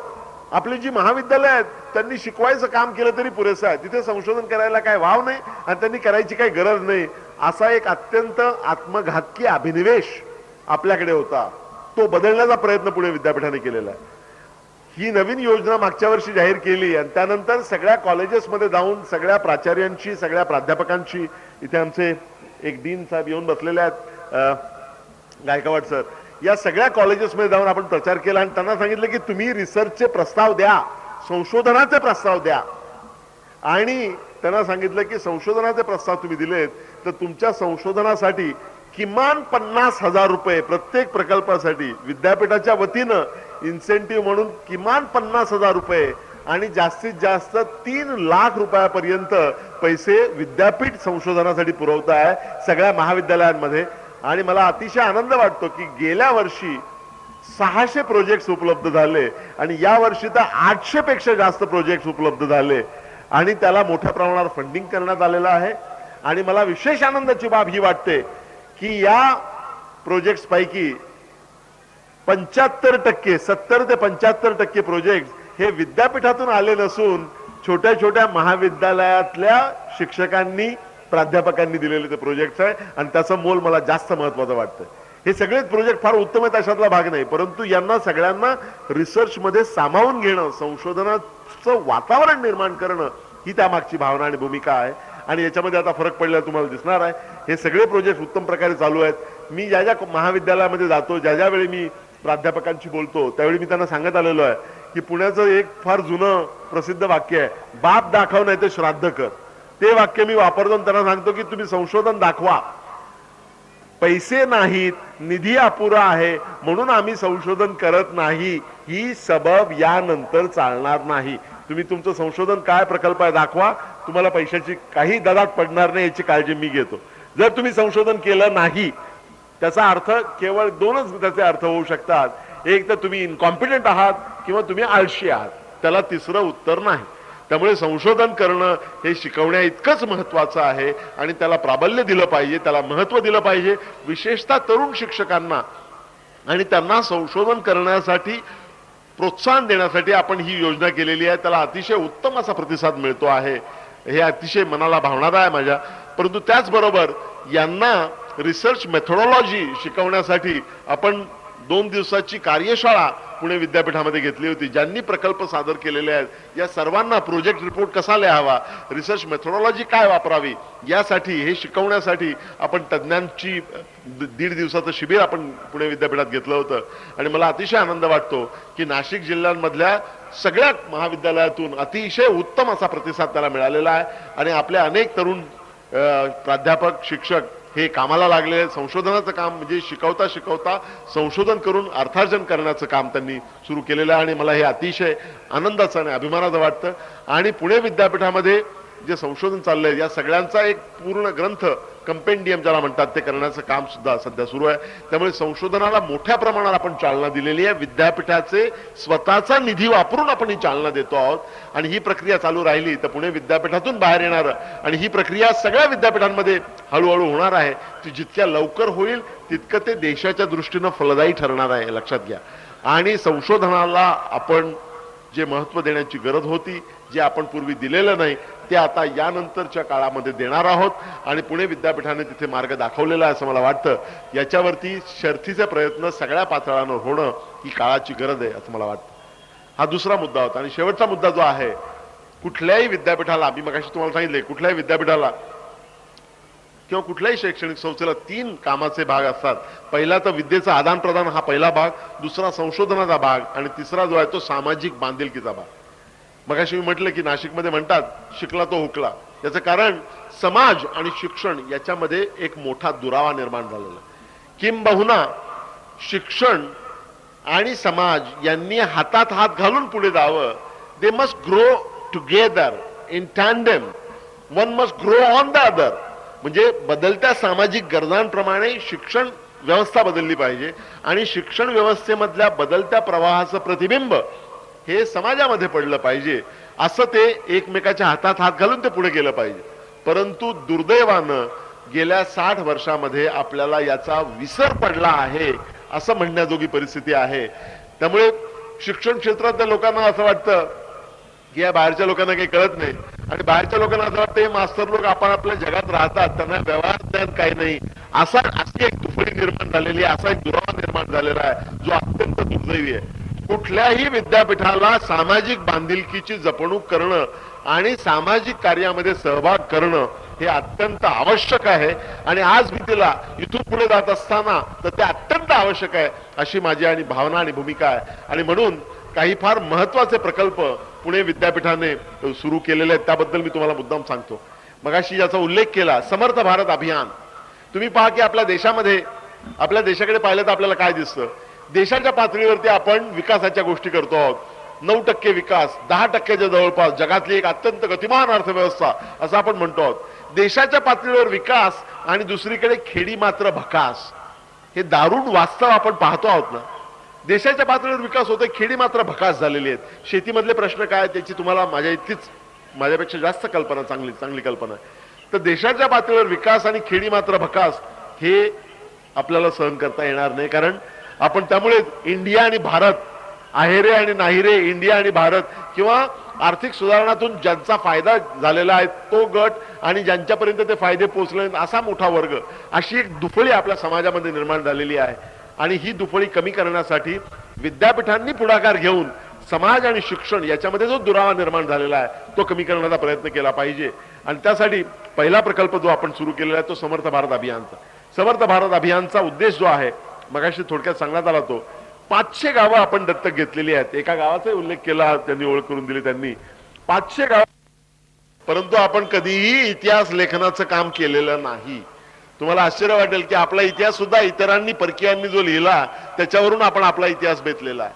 आपण कधीही इतिहास लिहिलेला नाही. आणि याचा फरक तुम्हाला सांगतो, आपल्या देशाला 5000 वर्षाचा इतिहास आहे, परंतु आपण ते लिहिण्याचं काम करतच नाही किंवा केलेलंच नाही. आणि त्याच्याबद्दल आपण, किंबहुना मी तर असं म्हणेन की आपल्या देशामध्ये आपल्या इतिहासाबद्दल जेवढी अनास्था आहे तेवढी अनास्था मला जगाच्या पाठीवर कुठल्याही देशामध्ये दिसलेली नाही. अमेरिकेसारख्या देशाचं घ्या, अमेरिकेमध्ये मी जिथे वॉशिंग्टन DC मध्ये राहत होतो त्याच्या जवळ गेथेसबर्ग नावाचं एक छोटंसं ठिकाण आहे. तिथे 100 वर्षापूर्वी ज्यावेळी यादवी युद्ध अमेरिकेत झालं होतं त्यावेळी एक छोटीशी चकमक झाली होती गेथेसबर्गची. दरवर्षी ज्या दिवशी ती चकमक झाली होती त्यावेळेचे ड्रेस घालून, त्यावेळेचा युनिफॉर्म घालून, त्यावेळेचा तोफखाना आणून तो इतिहास जागवण्याचा प्रयत्न केला जातो. त्यांना 300 वर्षाचा इतिहास आहे, ते जागवण्याचा प्रयत्न करतायत. आणि आपल्याला 5000 वर्षाचा इतिहास आहे. आपण भावनावश होतो, पण तो जागवण्याचा किंवा त्याचं दस्तऐवजीकरण करण्याचा प्रयत्न करत नाही. माझ्या विद्यार्थ्यांनी या 15 कलमी कार्यक्रमाचा एक भाग म्हणून या दत्तक घेतलेल्या सगळ्या गावांमध्ये इतिहास लेखनाचं, माझे इतिहासाचे प्राध्यापक आणि शिक्षक या सगळ्या गावांचं दस्तऐवजीकरण करतायत. आख्यायिका, दंतकथा, 5000 वर्षात काहीतरी घडलं असेलच ना त्या गावामध्ये, त्याचं दस्तऐवजीकरण कोण करणार? हे आपण करायला सुरुवात केलेली आहे इतिहासाच्या विद्यार्थ्यांनी. स्थानिक इतिहास ज्याला म्हणतात, हा असा 15 कलमी जो कार्यक्रम आहे तो आता आपण सगळ्या ठिकाणी राबवतो आहोत. सगळी कलम सगळ्या ठिकाणी वापरण्यात येत आहेत असं नाही, काहींनी 4-5 अशा गोष्टींवरती लक्ष केंद्रित केलेलं आहे, परंतु ही सगळी कलम कार्यान्वित झालेली आहे. साधं झाडं लावण्याचं घ्या, तिथे मी अशी घोषणा केली होती, 1 विद्यार्थी 1 झाड. दरवर्षी विद्यापीठाच्या वतीनं जेवढे विद्यार्थी तेवढी झाडं लावली गेली पाहिजेत असा संकल्प पुणे विद्यापीठाने सोडला. त्या वर्षी आपल्याकडे 5,35,000 विद्यार्थी होते, म्हणून 5,35,000 झाडं लावण्याचा संकल्प सोडला. आणि मला सांगायला आनंद आणि अभिमान वाटतो की पुणे विद्यापीठाच्या विद्यार्थ्यांनी, शिक्षकांनी आणि शिक्षकेतर कर्मचाऱ्यांनी एकत्र येऊन, आणि KTHM ने तर फार महत्वाची कामगिरी तिथे केलेली आहे, त्यांनी एकत्र येऊन पहिल्या वर्षामध्ये 8 लाख झाडं लावली आणि त्यापैकी 70% जास्त झाडं जगलेली आहेत. आणि पुढच्या वर्षीपासून म्हणजे आता या सीझन पासून दर वर्षाला 1 दशलक्ष 1 मिलियन एवढे सॅपलिंग्स, एवढे प्लांट्स लावण्याचा आपला प्रयत्न असणार आहे. आणि ही परंपरा आता चालू झालेली आहे. याबद्दल मगाशी उल्लेख करण्यात आला की गावांमध्ये हे काम विद्यार्थी हिरिरीने करतायत. तुम्हाला गंमत सांगतो की हे सुरू करत असताना अनेकांनी मला नाउमेद करण्याचा प्रयत्न केला होता. काय विद्यार्थी याला साथ देणार नाही, हे काय तुम्ही फॅड काढलेला आहे, हे कोणी साथ देणार नाही, ते विद्यार्थी अभ्यासावरती लक्ष केंद्रित करणार. संपूर्णपणे वेगळा अनुभव आलेला आहे. पुण्यामध्ये तुम्हाला आठवत असेल मागच्या वर्षी रेव पार्टी झाली, ज्याच्याबद्दल पुणे सगळ्या ठिकाणी बदनाम झालं. त्या रेव पार्टीला जाणारे विद्यार्थी काय पुणे विद्यापीठाचे विद्यार्थी नव्हते, परंतु त्यावेळी ज्यावेळी आपण त्या रेव पार्टीमध्ये सामील झालेल्या लोकांना दोष दिला, ज्यावेळी आपण त्या रेव पार्टीमध्ये सामील झालेल्या मुलांच्या आईवडिलांना दोष दिला, त्यावेळी मी असं सांगत आलेलो आहे की त्याचा निम्मा दोष हा समाजाने घेतला पाहिजे. जर या तरुण वर्गाला आपण योग्य तो पर्याय दिला नाही तर मग उपलब्ध असलेल्या पर्यायांपैकी त्यांनी एखादा निवडलं तर त्यात काय त्यांचं चुकलेलं आहे. तुम्ही सकारात्मक पर्याय द्या, तो जर त्यांनी घेतला नाही तर मग ते नकारात्मक पर्याय त्यांनी का स्वीकारलेला याबद्दल तुम्ही तक्रार करू शकता. परंतु आपल्याला we don't have any moral authority to blame them entirely when we have not given them an alternative. Samarth Bharat Abhiyan हा त्याचा अल्टरनेटिव्ह आहे, हा एक पर्याय आहे आणि त्याला मला अतिशय आनंद वाटतो की त्याला आता चळवळीचं स्वरूप येत आहे. आणि महाराष्ट्राचे माननीय त्यावेळेचे राज्यपाल त्यांनी सगळ्या विद्यापीठांना सांगितलं महाराष्ट्रातल्या की तुम्ही तुमच्याकडे ही चळवळ चालू करा, तुमच्या प्रकारे तुम्हाला जशी करायची असेल तशी करा. आणि नागपूर विद्यापीठानं ग्राम अभियान या नावाने ती चळवळ सुरू केलेली आहे. इतर विद्यापीठही त्यातल्या काही गोष्टींचं अनुकरण करतायत. आणि मला सांगायला आनंद वाटतो की सरकारी पातळीवर सुद्धा धुळ्यासारखा जिल्हा किंवा रत्नागिरी सारखा जिल्हा इथे सरकारी पातळीवरती समर्थ भारत अभियानची अंमलबजावणी व्हायला लागलेली आहे. त्यामुळे याला चळवळीचं स्वरूप आलेलं आहे आणि विद्यार्थ्यांचा जो उत्साह आहे तो हेवा वाटावा असा आहे. म्हणजे मला ज्यावेळी लोक नाउमेद करत होते की काय होणार नाही आणि हे असल्या गोष्टी मुलं मुली स्वीकारणार नाहीत, त्यावेळी मी त्यांना म्हणत होतो की माझा माणसांमधल्या चांगुलपणावर विश्वास आहे आणि तो विश्वास या सगळ्या विद्यार्थ्यांनी खरा करून दाखवलेला आहे. तुम्हाला एक छोटं उदाहरण देतो की आमच्याकडे पुण्याच्या जवळ आळंदी नावाचं ठिकाण आहे. आपल्या सगळ्यांना आळंदी माहिती आहे. त्या आळंदीमध्ये गव्हर्नमेंट ऑफ इंडियाचे लोक गेले होते पल्स पोलिओचा डोस द्यायला. तर त्यांना किती लोक सापडले असतील? त्यांना फक्त 13 लहान मुलं सापडली. तर तो जो सरकारी अधिकारी होता तो डोकं शाबूत असलेला होता, सरकारी अधिकारी असून सुद्धा तो म्हणाला की हे काय खरं नाही हो, एवढं मोठं शहर आहे याच्यामध्ये 13 लहान मुलं कशी काय असतील, इथे जास्त असली पाहिजेत, ही मुलं आपल्याला बाहेर काढता आलेली नाहीत, मुलं असली पाहिजेत. म्हणून त्यांनी तिथल्या लोकल प्राचार्य, ते कॉलेज जे होतं त्या कॉलेजच्या प्राचार्यांशी ते बोलले. त्या प्राचार्यांनी विद्यापीठात फोन केला आणि विद्यापीठातल्या माझ्या सहकाऱ्यांनी 2 तासामध्ये तिथे 200 जवान मुलींना पाठवून दिलं. 2 तासामध्ये ही मुलं मुली तिथे पोहोचले आणि घराघरात जाऊन त्यांनी लहान मुलं बाहेर करायला सुरुवात केली. आणि त्यानंतरच्या 45 मिनिटांमध्ये 427 लहान मुलं बाहेर काढण्यात आली पल्स पोलिओचा डोस देण्यासाठी. म्हणजे आधी जिथे फक्त 13 मुलं उपलब्ध झाली होती तिथे 426 की 27 मुलं उपलब्ध झाली. आणि तर ते सरकारी अधिकारी इतके प्रभावित झाले की त्यांनी स्वतःहून या मुलांना 25-25 रुपये दिले. याला काय खर्च आला? विद्यापीठाला काही खर्च आला नाही. इथे ही सगळी जी एनर्जी आहे, ही सगळी जी ऊर्जा तरुणांमध्ये आहे, तरुणाईमध्ये आहे, ती ऊर्जा फक्त त्याला योग्य दिशा देण्याचं काम आपण केलेलं आहे. बाकीचं काम सगळं मुलांनी केलेलं, मुलींनी केलेलं आहे. आणि त्यांना 25-25 रुपये सरकारी अधिकाऱ्यांनी दिले. तर त्यावेळी मी भाषण करताना म्हणालो होतो पुण्यामध्ये की आता ही उलटी गंगा वाहते आहे. सरकारी लोक घेण्याबद्दल प्रसिद्ध आहेत हे आपल्याला माहिती होतं, परंतु ते द्यायला आता लागलेले आहेत. हे वेगळी उलटी गंगा आपण सुरू करतो आहोत. आणि मला असं वाटतं की याच्यातून विद्यार्थ्यांमध्ये ही जी ऊर्जा आहे, ती ऊर्जा त्याला जर योग्य दिशा दिली तर काय चमत्कार घडवून आणू शकते याचं एक छोटंसं हे उदाहरण आहे. अशी असंख्य उदाहरणं देता येऊ शकतील. मुद्दा इथे असा आहे की या सगळ्या 500 गावांचं संपूर्ण परिवर्तन करण्याचा ध्यास या मुलांनी घेतलेला, मुलींनी घेतलेला आहे आणि फार मोठ्या प्रमाणात तिथे काम चालू आहे. या 1 वर्षामध्ये संपूर्ण परिवर्तन होईल असा माझा भाबडा आशावाद नाही, परंतु ही प्रक्रिया सुरू झालेली आहे आणि याला चळवळीचं स्वरूप येतं आहे. आणि यातून मला असं वाटतं की या सगळ्या खेड्यांचं परिवर्तन होण्याची जी प्रक्रिया आहे ती आता मार्गी लागलेली आहे आणि त्या विद्यार्थ्यांनी त्यामध्ये सहभाग घेतलेला आहे. ही अतिशय मोलाची गोष्ट आहे असं मला वाटतं. हा एक झाला, सामाजिक बांधिलकीचा एक प्रयोग झाला. दुसरा, महिलांच्या सबलीकरणाचा एक मोठा प्रयोग आपण समर्थ भारत अभियानच्या अंतर्गतच करतो आहोत. ही जी 500 खेडी आपण दत्तक घेतलेली आहेत त्या खेड्यांमधल्या सगळ्या महिला कार्यकर्त्यांचा मेळावा घेतला होता आणि बचत गट फॉर्म करून त्यांचं बँकांची मदत त्यांना मिळवून देऊन आपल्याला या 500 गावांमध्ये सावकार मुक्त ही 500 गावं करण्याचा पुढच्या 3 वर्षामध्ये करण्याचा मनोदय आहे आणि त्या दृष्टीने आपली हालचाल चालू आहे. तिसरा जो फार महत्वाचा प्रोजेक्ट आपण केलेला आहे तो म्हणजे कम्युनिकेशन स्किलचा सॉफ्ट स्किल प्रोग्राम. तुमच्यापैकी अनेकांनी त्याबद्दल वाचलं असेल, कारण नाशिक जिल्ह्याची कामगिरी अत्यंत उत्तम अशी कामगिरी नाशिक जिल्ह्यामधल्या महाविद्यालयांनी केली. कल्पना अशी आहे आणि मी ज्या वातावरणात वाढलो त्या वातावरणामधून मला हे सगळं माहिती होतं की ग्रामीण भागातून पुढे येणारी जी मुलं मुली आहेत, ही मुलं मुली ज्यावेळी पुण्याला, नाशिकला किंवा मुंबईला इंटरव्ह्यूसाठी जातात त्यावेळी ती हमखास नापास होतात. याचं कारण ते ज्ञानात कमी पडतात का? अजिबात नाही. परंतु ते सादरीकरणामध्ये कमी पडतात, कारण त्यांना तसं वातावरण निर्मिती झालेली नसते, त्यांना इंग्रजी बोलण्याचा सराव नसतो, मुलाखतीचं तंत्र आणि मंत्र त्यांना माहीत नसतं, कशा प्रकारचे कपडे घालायचे, कशा प्रकारे एंट्री करायची, तिथे मुलाखत द्यायला बसल्यानंतर प्रश्नकर्त्याच्या डोळ्यामध्ये पाहून उत्तर द्यायचं, एवढी साधी गोष्ट त्यांना माहीत नसते. ते खाली बघतात, वर बघतात, बाहेर बघतात, त्यामुळे त्या प्रश्नकर्त्याला वाटतं की याला इंटरेस्ट नाहीये, तो नापास करतो त्याला. मुद्दा इथे असा आहे की या सगळ्यांना संवाद कौशल्याची प्रशिक्षण देणं हे अत्यंत महत्वाचं आहे. माझा असा ठाम विश्वास आहे, अर्थतज्ञ म्हणून माझा असा विश्वास आहे की या नंतरच्या काळामध्ये स्पर्धात्मक गुणवत्ता ज्याला प्राधान्य मिळतं आहेच आणि मिळणार आहेच, परंतु तुम्हाला किती ज्ञान आहे त्यापेक्षा तुम्ही त्याचं सादरीकरण किती चांगल्या प्रकारे करू शकता हे महत्वाचं ठरणार आहे. या नंतरच्या काळामध्ये बहुश्रुत जो असेल, जो अनेक विषयाचं थोडं ज्ञान असलेला परंतु उत्तम सादरीकरण करणारा जो माणूस आहे, तो मुलगा किंवा मुलगी, त्याला यश मिळणार आहे. नुसतं मोठा जाड भिंगाचा चष्मा लावून स्कॉलरली कोपऱ्यात बसून काम करणाऱ्या मुलांना यश मिळेल असं मला वाटत नाही. मुद्दा इथे असा आहे की असं वर्सटाईल व्यक्तिमत्व असलेला, अनेक विषयांचं ज्ञान असलेले आणि सादरीकरण उत्तम करू शकतील अशा लोकांना खऱ्या अर्थानं भवितव्य असणार आहे. हे लक्षात घेऊन या सगळ्या मुलांसाठी, आणि हे सगळं मी स्वतः पाहिलेलं आहे, मी ज्या एका आर्थिक सामाजिक सांस्कृतिक वातावरणातून वाढलो त्याचा एक परिणाम म्हणून मी पाहिलं होतं की मनामध्ये अनेक वेगवेगळे न्यूनगंड निर्माण होतात. ते न्यूनगंड जायला काहींचे आयुष्यभर जात नाहीत, परंतु त्यातनं बाहेर यायला फार वेळ लागतो. ज्यांचे बाहेर येतात त्यांना, ज्यांचे काही लोकांचं तर कधीच येत नाहीत बाहेर, या सगळ्यांना प्रशिक्षण देण्याची गरज होती. म्हणून मी एक प्रयोग केला. पुणे, नाशिक आणि नगर या 3 जिल्ह्यांमधली 11 महाविद्यालय निवडण्यात आली आणि त्या महाविद्यालयामधल्या प्राचार्यांना मी विनंती केली की तुम्ही तुमचे 50 विद्यार्थी निवडा. BA BSc BComच्या शेवटच्या वर्षाला असलेले 50 विद्यार्थी निवडा.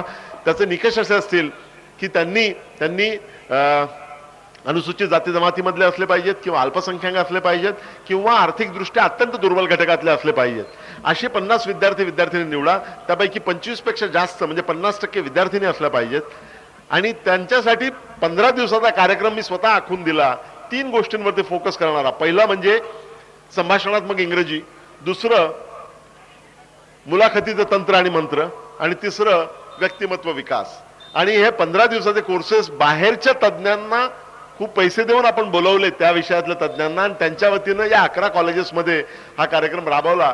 आणि तुम्हाला सांगतो तो इतका यशस्वी झाला, इथे KTHM मध्ये आणि काही कॉलेजेसमध्ये इथेही झाला नाशिक जिल्ह्यामधल्या, आणि अतिशय उत्तम प्रतिसाद मिळाला. बहुतेक ठिकाणी 15 दिवसाच्या त्या कार्यक्रमानंतर हे सगळे विद्यार्थी ढसढसा रडले. याचं कारण आनंदातिशयानं ते रडले, कारण त्यांचे सगळे कॉम्प्लेक्सेस गळून पडलेले होते आणि त्यांचं जे स्वत्व आहे ते खऱ्या अर्थानं वरती आलेलं होतं. आणि हा प्रयोग इतका यशस्वी झाला. त्यामध्ये काही थोड्याशा क्रूर वाटतील अशा गोष्टी केल्या. एक प्रयोग मी नगरमध्ये जो केला तो तुम्हाला सांगतो की नगरमध्ये तिथे त्या विद्यार्थ्यांना सांगितलं की 1.5 तास तुम्हाला सुट्टी देतो आम्ही, तुम्ही बाहेर जायचं आणि स्वतःच्या कमाईचे 10 रुपये मिळवून आणून दाखवायचे. आणि सगळ्या आनंदाने ती मुलं बाहेर गेली, मुली बाहेर गेल्या आणि ते ज्यावेळी परत आले त्यावेळी फक्त एका मुलाला 10 रुपयापेक्षा जास्त कमाई झालेली होती आणि बाकीचे सगळे रडवेले होऊन आले. आणि त्यांना, ज्याला इंग्लिशमध्ये पिंच ऑफ अर्निंग मनी म्हणतात, त्याची पहिल्यांदा जाणीव त्यांना तिथे झाली. आणि मला असं वाटतं की तो संदेश त्यांच्यापर्यंत कायम टिकणार आहे. पैशाची किंमत त्यांना कळली आणि पिंच ऑफ अर्निंग मनी हे त्यांना कळलं. हा 11 कॉलेजमध्ये प्रयोग यशस्वी झाल्यानंतर तो आपण सगळ्या कॉलेजेसमध्ये राबवतो आणि विद्यापीठाच्या खर्चानं आपण तो राबवतो आहोत.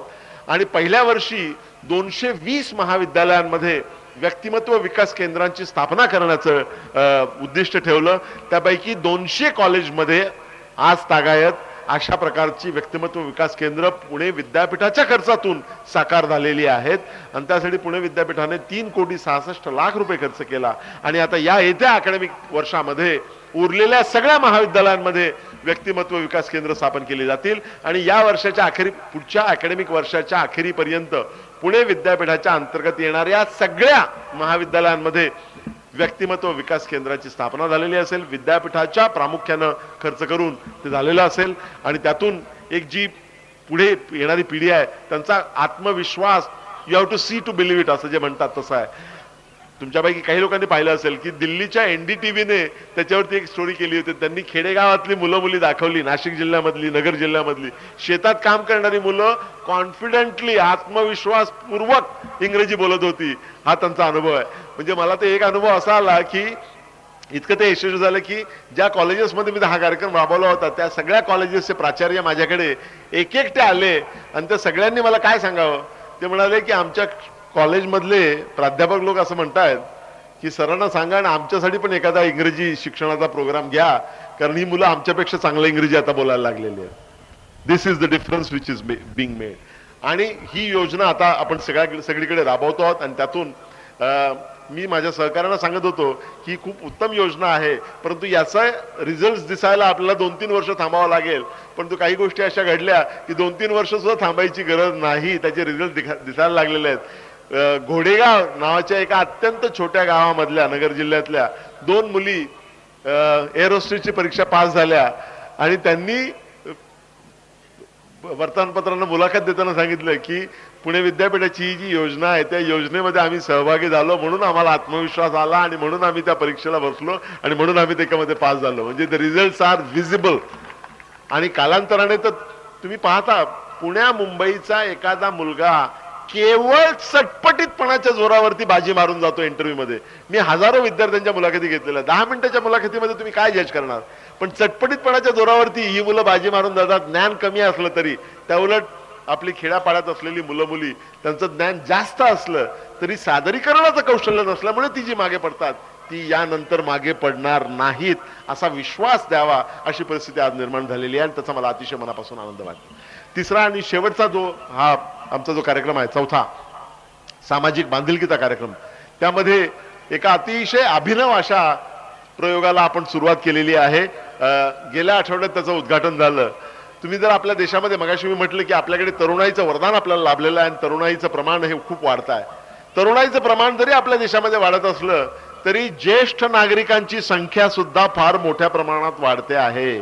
नाशिकमध्ये म्हणा, पुण्यामध्ये व्हा, आणि आज मी तिला 80-85 पर्यंत जगणारी अनेक माणसं आपण आपल्या आजूबाजूला पाहतो. पूर्वी तसं नव्हतं. Life expectancy at birth has grown. आपलं आयुर्मान वाढलेलं आहे. त्याचबरोबर लवकर रिटायरमेंट घेण्याचं प्रमाणही वाढलेलं आहे. त्यामुळे असं झालेलं आहे, तुम्ही पहा की याच्याकडे आपण पुरेसं लक्ष दिलेलं नाही. वय वर्ष 60 ते 85 असं धरूया आपण. या वयोगटामध्ये खूप मोठ्या संख्येने नागरिक आजूबाजूला आहेत आणि या सगळ्यांनी आपापल्या आयुष्यामध्ये फार उत्तम काम केलेलं आहे. उत्तम काम करून ते सेवानिवृत्त झालेले आहेत आणि त्यांना अजून समाजाला देण्यासारखं खूप काही आहे. पण ते सेवानिवृत्त झाले म्हणजे त्यांची उपयुक्तता संपली का? त्यांच्यापैकी अनेकांना आपलं कौशल्य इतरांना दाखवायची संधी मिळावी असं वाटतं. त्यांच्यापैकी अनेकांना अशी भावना निर्माण झालेली की आमच्या घरात सुद्धा आपण नकोसे झालेलो आहोत, अशी भावना त्यांच्या अनेकांची आलेली आहे. आणि मला असं वाटतं की समाजाच्या दृष्टीने दुर्दैवी आहे जर आपण या वर्गासाठी समाजाने जर काही योग्य ती पावलं उचलली नाहीत तर कदाचित पुढच्या 10-15 वर्षामध्ये रस्त्याने आपल्याला वेड लागलेले लोक फिरताना दिसतील. त्याचं कारण असं आहे, जर तुमच्यामध्ये कुवत असेल, क्षमता असेल, शारीरिक आणि मानसिक क्षमता असेल, आणि जर तुम्हाला सगळे सांगत असेल की तुमचा काही उपयोग नाही, तुम्ही आराम करा, तर त्या माणसाला वेड लागू शकतं आणि तसं होण्याची शक्यता नाकारता येत नाही. पण आपण काय करतो आहोत, आपण त्या बाबतीत शासकीय पातळीवर काही केलं नाही. पुणे विद्यापीठाने पुढाकार घेऊन गेल्या आठवड्यामध्ये पहिलं ज्येष्ठ नागरिक केंद्र हे आपण सुरू केलेलं आहे. पुणे विद्यापीठामध्ये ज्येष्ठ नागरिक केंद्र सुरू केलेलं आहे. काय उद्योग करणार आहे ज्येष्ठ नागरिक केंद्र? 5 वेगवेगळ्या प्रकारच्या ऍक्टिव्हिटीज आहेत. पहिली ऍक्टिव्हिटी ज्याला सुरुवात आपण केलेली आहे ती ऍक्टिव्हिटी अशी आहे की ज्येष्ठ नागरिकांसाठी आरोग्य शिबिरं घेणं. आरोग्य शिबिरं किंवा पर्सनल फायनान्शियल मॅनेजमेंटचे शिबिरं घेणं. कारण यांना एक रक्कम मिळालेली असते, मोठी रक्कम, कित्येक वेळा त्याचा विनियोग कसा करावा याच्या शास्त्रोक्त सल्ला द्यायचं काम आपण करता येऊ शकेल. सल्ला द्यायचं, त्याचं कुठलंही बंधन असणार नाही. परंतु आरोग्यविषयक शिबिरं ही भरवणं. दुसरा जो आहे कार्यक्रम तो 3-3 महिन्याचे अभ्यासक्रम त्यांच्यासाठी घेणं. कारण यांच्या, तुम्हाला माहिती आहे बायोलॉजीचं बेसिक तत्व असं आहे, use it or lose it. तुमच्या बुद्धीला जर तुम्ही वापरलं नाही तर त्याला फार लवकर गंज चढतो. तो गंज चढू नये असं जर वाटत असेल तर ते सारखं वापरत राहिलं पाहिजे. ते कसं वापरणार तुम्ही? आपण करिअर करत असताना, आणि या सगळ्या लोकांनी उत्तम करिअर केलेलं आहे, आपापल्या परीने प्रयत्न केलेला आहे आपापल्या क्षेत्रामध्ये. या लोकांना करिअर करत असताना अनेक गोष्टी आपल्याला करायच्या वाटतात. मला हे करावं वाटतं, ते करावं असं वाटतं, पण ते प्रापंचिक अडचणीमुळे किंवा व्यावसायिक अडचणींमुळे ते कित्येक वेळा जमत नाही. आता त्यांच्याकडे वेळ आहे, they have the time and we have inclination. यांच्यासाठी 3-3 महिन्याचे अभ्यासक्रम आपण सुरू करतो आहोत. मग त्यामध्ये भारतीय इतिहास, भारतीय तत्वज्ञान, भारतीय संस्कृती, वेदांत, जैनॉलॉजी, बुद्धिझम, त्यांना ज्या ज्या विषयाचा अभ्यास करायचा आहे असे त्या वयात शोभणारे 3-3 महिन्याचे कोर्स, त्यांना काय कुठलं पद नको आहे, त्यांना त्यांच्या बौद्धिक संपदेचा, बौद्धिक ऊर्जेचा उपयोग समाजासाठी करायचा आहे, त्याला सारखी चालना द्यायची आहे, म्हणून त्यांच्यासाठी 3-3 महिन्याचे कोर्सेस आपण सुरू करणार आहोत. ही दुसरी ऍक्टिव्हिटी. तिसरी ऍक्टिव्हिटी ही माझी फार आवडती ऍक्टिव्हिटी आहे. तुम्हाला आश्चर्य वाटेल, ज्येष्ठ नागरिकांसाठी स्पेशल PhDचा प्रोग्राम आपण सुरू करतो आहोत पुणे विद्यापीठाला. त्याची किमान वयोमर्यादा 60 असणार आहे. कुठल्याही विषयामध्ये बरं, त्यांना त्यांच्यासाठी ज्या नेहमीच्या PhDच्या अटी असतात त्या आपण मोठ्या प्रमाणावर शिथिल करतो आहोत. त्या अजून झालेल्या नाहीत, पण ती प्रक्रिया सुरू आहे. त्या अटी शिथिल करून आपण या लोकांना ज्यांच्यामध्ये खुमखुमी आहे त्यांना PhD करायला आपण प्रोत्साहित करतो आहोत आणि तशी संधी उपलब्ध करून देतो आहोत. आणि पहिल्या 2 विद्यार्थ्यांचं ऐकून घ्या, पहिल्या 2 विद्यार्थ्यांचं नाव घोषित करण्यात आलं. माझा जो पहिला विद्यार्थी आहे त्या विद्यार्थ्याचं वय काय माहितीये का? त्यांचं नाव आहे प्रकाश भाई मोहाडीकर. त्यांचं वय आहे केवळ 90 वर्ष. शिक्षणाला वय नसतं हे दाखवण्याचा प्रयत्न आहे. तुम्हाला माहिती आहे, तुमच्यापैकी अनेकांना माहिती आहे, ज्येष्ठ स्वातंत्र्य सेनानी आहेत, त्यांनी आपलं सगळं आयुष्य गेली काही वर्ष हे साने गुरुजींच्या विचारांचा प्रचार आणि प्रसार करण्यासाठी घालवलेलं आहे. साने गुरुजींचं सामाजिक योगदान या विषयावरती ते PhD करणार आहेत. त्यांच्याबरोबर एका महिलेला आपण पहिली विद्यार्थिनी म्हणून घेतलेलं आहे. तिचं वय आहे केवळ 81 वर्ष. या आजीबाई 75व्या वर्षी कम्प्युटर शिकल्या आणि त्यांचा उत्साह अनेक विद्यार्थ्यांपेक्षा, विद्यार्थ्यांना लाज वाटेल इतका उत्साह त्यांना आहे. गेली 19 वर्ष त्या जैनॉलॉजीचा अभ्यास करतायत. तर जैनॉलॉजीमध्ये त्यांना PhD करायची आहे, ती संधी आपण त्यांना देतो आहोत. आणि मला इतकी पत्र आली, याची घोषणा केल्यानंतर हजारो नागरिकांची पत्र आली. त्या सगळ्यांनाच काय PhD आपल्याला करायला देता येणार नाही, परंतु ही प्रक्रिया सुरू झालेली आहे. आणि ही जी मोठी बौद्धिक संपत्ती आहे, या संपदेचा समाजासाठी उपयोग करण्याचा एक वेगळा मार्ग आपण सुरू केलेला आहे. आणि हे जगातलं एकमेव उदाहरण असलं पाहिजे असं मला वाटतं. हे ती शिकण्याबद्दलचं आहे.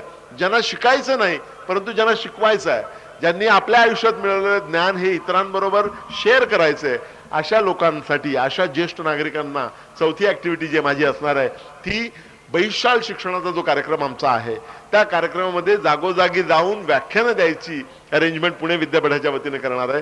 त्यांना माफक मानधन देऊन, प्रवास खर्च देऊन त्यांची व्याख्यानं आयोजित आपण करणार आहोत. आणि त्यांच्या ज्ञानाचा जास्तीत जास्त लोकांना फायदा व्हावा, शेअर त्यांना ते करता यावं या दृष्टिकोनातून. ज्यांना शिकायचं नाही, ज्यांना शिकवायचं नाही, त्यांच्यासाठी माझी 5वी ऍक्टिव्हिटी आहे की ज्यांना शिकायचं नाही, ज्यांना शिकवायचं नाही, पण ज्यांच्या अंगामध्ये रग अजून आहे आणि ज्यांना शारीरिक परिश्रम करायची तयारी, शारीरिक आणि मानसिक अशी दोन्ही तयारी आहे, त्यांना मी समर्थ भारत अभियानमध्ये व्हॉलंटियर म्हणून भरती करून घेणार आहे. आणि नाशिक, नगर आणि पुणे या तिन्ही शहरामध्ये 1,000 तरी व्हॉलंटियर्स ज्येष्ठ नागरिकातून मिळवायचे असा आपला प्रयत्न असणार आहे. हा जो प्रयोग आहे, हा प्रयोग अभिनव तर आहेच, वेगळा तर आहेच, परंतु अत्यंत आवश्यक असा आहे.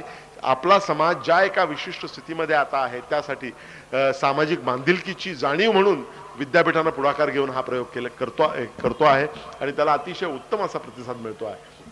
त्यामुळे सामाजिक बांधिलकीचे आपले हे 4 कार्यक्रम आहेत.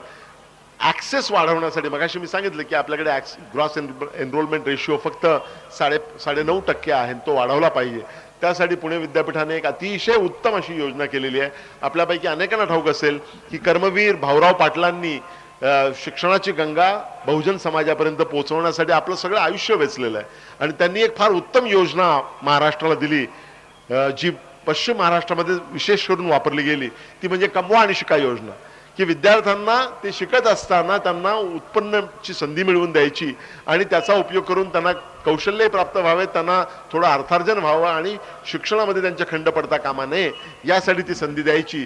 म्हणून त्यांनी ती योजना सुरू केली आणि ती पश्चिम महाराष्ट्रामधल्या सगळ्या विद्यापीठामध्ये उत्तमपैकी चाललेली आहे.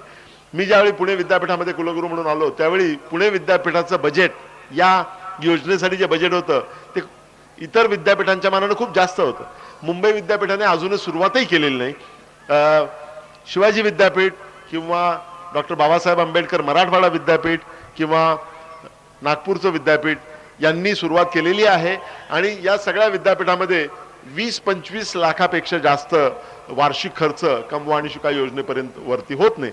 पुणे विद्यापीठामध्ये 1 कोटी रुपये खर्च होता. गेल्या 1.5 वर्षामध्ये तो 1 कोटीवरून आपण 5 कोटी रुपयांवरती नेऊन ठेपलेला आहे. 5 कोटी रुपये म्हणजे number 1 university is spending 5 crore rupees आणि नंबर 2 इज स्पेंडिंग 25 lakhs. एवढा फरक आहे. म्हणजे पहिल्या आणि दुसऱ्या विद्यापीठामध्ये एवढा फरक आहे. आणि ही जी विद्यार्थ्यांसाठी खास जी योजना आहे त्यामध्ये मागेल त्या प्रत्येक विद्यार्थ्याला काम मिळालं पाहिजे अशी त्याची म्हणजे एम्प्लॉयमेंट गॅरंटी स्कीम जशी रोजगार हमी योजना असते तशी ही शैक्षणिक हमी योजना आहे. आणि कॅम्पसवरती आपण ती सुरू केली गेल्या वर्षी आणि आता आपण ती टप्प्याटप्प्याने सगळ्या महाविद्यालयामध्ये राबवतो. कुठल्याही विद्यार्थ्याला प्रवेश मिळाल्यानंतर, विद्यापीठात प्रवेश मिळाल्यानंतर, महाविद्यालयात प्रवेश मिळाल्यानंतर पैशाच्या अभावामुळे, निधीच्या अपुरेपणामुळे कुठल्याही विद्यार्थ्याला शिक्षणामध्ये खंड पडायची वेळ येऊ नये यासाठी शैक्षणिक हमी योजना आपण राबवतो आणि त्याला अतिशय उदंड असा प्रतिसाद मिळतोय. मला असं वाटतं की हे शिक्षण, विद्यापीठातलं शिक्षण जे आहे ते लोकांपर्यंत पोहोचवण्याचा आणि जास्तीत जास्त समाज घटकांपर्यंत पोहोचवण्याची जी राष्ट्रीय जबाबदारी आहे ती जबाबदारी आपल्या परीनं पूर्ण करण्याचा आणि इतरांना पथदर्शक ठरेल अशा प्रकारचे प्रकल्प करून ते करण्याचा प्रयत्न गेली काही वर्ष पुणे विद्यापीठ करताय. त्याचा मला अतिशय मनापासून आनंद आणि अभिमान वाटतो. आणि मला हे मुद्दाम सांगायचं वाटतं की नाशिक जिल्ह्यातल्या अनेक महाविद्यालयाचे शिक्षक, प्राचार्य इथे आणि मी माझे अनेक सहकारी पाहतो, पवार सरही आलेले आहेत. या नाशिकमधल्या महाविद्यालयांनी या सगळ्या योजनांना अतिशय उत्साहाने त्यामध्ये भाग घेतलेला आहे. आणि KTHM सारख्या कॉलेजने तर विक्रमच केलेला आहे. झाडं लावण्याचा असो किंवा इतर सगळ्या योजनांमध्ये अतिशय चांगली कामगिरी नाशिक जिल्ह्यामधल्या सगळ्या महाविद्यालयांनी केलेली आहे. यातून विशेष करून आदिवासी महाविद्यालय आहेत त्यांच्यासाठी तर कमवा शिका योजनेमध्ये आपण 90% अनुदान त्यांना आता देतो. पूर्वी 60% अनुदान, 60% खर्च विद्यापीठाने, 60% खर्च महाविद्यालयाने करायचा आणि 40% खर्च हा विद्यापीठाने करायचा असं होतं. पहिल्याच वर्षी ते बदलून 50% विद्यापीठाने आणि 50% महाविद्यालयाने करावा असा निर्णय घेण्यात आला. आणि आता आदिवासी भागातली जी 14 महाविद्यालय आहेत त्यामध्ये आपलं सटाण्याचं महाविद्यालय येतं. या 3 जिल्ह्यांमध्ये जी 14 महाविद्यालय आहेत आदिवासी भागात असलेली, यांना 90% अनुदान हे विद्यापीठाकडून कमवा शिका योजनेसाठी मिळत आहे. हे सामाजिक बांधिलकीची जाणीव ठेवून आपण विद्यापीठाचा सर्वात जास्तीत जास्त समाज घटकांपर्यंत पोहोचण्याचा हा प्रयत्न आहे आणि त्याला उत्तम प्रतिसाद मिळतो आहे. याचा मला अगदी मनापासून आनंद वाटतो. ही जी प्रक्रिया आहे ही प्रक्रिया पुणे विद्यापीठाने चालू केलेली आहे आणि यातून पुणे युनिव्हर्सिटी मॉडेल असं एक नवीन परिमाण तयार होतं आहे आणि त्याचा मला अतिशय आनंद आणि अभिमान वाटतो. आणि मला मुद्दाम इथे उल्लेख करायचा वाटतो की या 3ही जिल्ह्यामधल्या, विशेष करून माझ्या नाशिक जिल्ह्यामधल्या सगळ्या महाविद्यालयांनी, इथल्या सगळ्या सहकाऱ्यांनी त्याला उत्तम साथ दिलेली आहे आणि म्हणूनच पुणे विद्यापीठ हे पथदर्शक प्रकल्प सुरू करून यशस्वीपणे राबवू शकलेला आहे. मला असं वाटतं की शिक्षणाबद्दल बोलताना एक बातमी सांगायची राहून गेली की आपण या सगळ्या समस्या आणि त्याचं आपण निराकरण कसं करतो आहोत याची चर्चा करत असताना एक महत्त्वाचा मुद्दा राहून गेला, तो अगदी 2 मिनिटात सांगून मी थांबणार आहे. आपण नेहमी वाचतो पेपरमध्ये की अनेक परदेशी विद्यापीठं भारतात येणार आहेत, भारतातून बाहेर जाण्याची प्रक्रिया आता सुरू होते आहे असं आपण ऐकतो. त्यामध्ये अनेक अडचणी आहेत, अनेक प्रश्न त्यामध्ये आहेत. परंतु मला सांगायला आनंदाने अभिमान वाटतो की पुणे विद्यापीठाचं पहिलं म्हणजे Pune university is going to be the first state university in our country which will establish a full fledged campus outside India. दुबईमध्ये पुणे विद्यापीठाची शाखा या सप्टेंबर पासून तिथे ती शाखा सुरू होणार आहे आणि तिथे पुणे विद्यापीठाची पदवी तिथे दिली जाईल आणि ती शाखा या सप्टेंबरमध्ये चालू होईल. सुरुवातीला आपण काही मर्यादित प्रमाणात चालू करणार आहोत, पण एका वर्षामध्ये पूर्ण फुल फ्लेजेड कॅम्पस ज्याला म्हणता येईल तसा पुणे विद्यापीठाचा कॅम्पस होणार आहे. आपल्याला नाशिकचं जे उपकेंद्र आहे आणि नगरचं जे उपकेंद्र आहे त्याचंही स्तर उंचावायचा आहे आणि त्याला आपण आता नाशिक कॅम्पस असं म्हणतो आहोत किंवा नगर कॅम्पस असं म्हणतो आहोत. आणि मला असं वाटतं की या केंद्रांच्या सबलीकरणाची फार मोठी गरज आहे आणि त्या दृष्टीनं अलीकडेच पुणे विद्यापीठाच्या सिनेटने असा निर्णय घेतला की या दोन्ही ठिकाणी, नाशिक आणि नगर या दोन्ही ठिकाणी जी उपकेंद्र होती त्याचं मोठ्या प्रमाणावर सबलीकरण करायची प्रक्रिया आता वेगानं सुरू झालेली आहे आणि मला असं वाटतं की त्यातून नाशिककरांना खूप मोठा दिलासा मिळणार आहे. आणि ही प्रक्रिया आपल्याला तुमच्या सर्वांच्या सहकार्यानं आपल्याला यानंतरही चालू ठेवायची आहे. आज मी इथे हे जे सगळे विचार मांडले त्यामध्ये माझ्या ज्या भावना होत्या त्या मी व्यक्त केलेल्या आहेत. त्या व्यक्त करत असताना जर कोणाच्या भावना दुखावल्या गेल्या असतील तर त्यांनी मला क्षमा करावी. परंतु मला प्रामाणिकपणे जे वाटलं, जे भावलं नाही, जे जाणवलं, ज्यांनी मला दुखावलं, या सगळ्या इश्यूजबद्दल मला मोकळेपणानं, आणि मला असं वाटलं की माझी जन्मभूमी सोडून यापेक्षा आणखी चांगलं कुठलं स्थान असू शकतं की जिथे मोकळेपणानं मी हे लोकांना सांगेन. आणि तीच संधी आज मी साधली. या व्याख्यानमालेमध्ये येऊन आपल्या सर्वांशी बोलण्याची संधी दिली त्याबद्दल मी आयोजकांचा मनपूर्वक आभार मानतो. आपण सर्वांनी माझे विचार ऐकून घेतले त्याबद्दल मी आपल्या सर्वांचे मनपूर्वक आभार मानतो आणि आपली रजा घेतो. जय हिंद, जय महाराष्ट्र. कृपया 5 मिनिटं बसावं.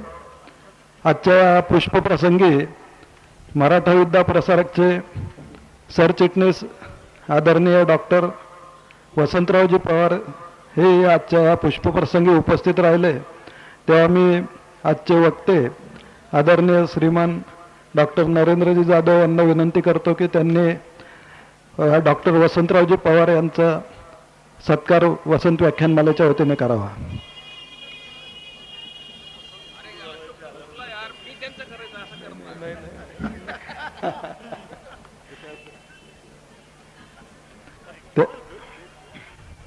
त्याचबरोबर उत्कृष्ट प्राचार्य म्हणून ज्यांना नुकतंच गौरवण्यात आलेलं आहे ते KTHM कॉलेजचे डॉक्टर V गायकवाड प्राचार्य साहेब हे सुद्धा उपस्थित आहेत. त्यांचं सुद्धा कुलगुरू डॉक्टर नरेंद्र जाधव हे सत्कार करतील अशी मी त्यांना विनंती करतो.